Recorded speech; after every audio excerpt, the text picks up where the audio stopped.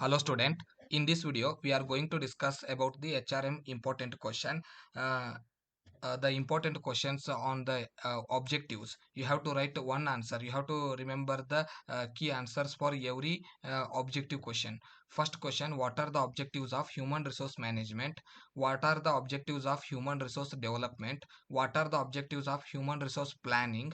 What are the objectives of career assessment? What are the objectives of aptitude assignment? What are the objectives of performance appraisal? What are the objectives of training? Explain the objectives of a good wage policy. So if they ask any question on the objectives from these questions, you have to write the points that building confidence. First point is building confidence. Second point is maintaining harmony. Third point is rising moral. Fourth point is developing performance. Fifth point is efficiency building.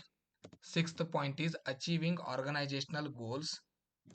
Seventh point is creating employment opportunities. Eighth point is perfect utilization of human resource. Ninth point is job satisfaction. 10th point is arranging knowledge skill trainings. 11th point is maintaining general well-being. 12th point is improving quality. 13th point is improving living standards. 14th point is environmental protection. 15th point is gaining confidence in employees. 16th point is giving a decent reward.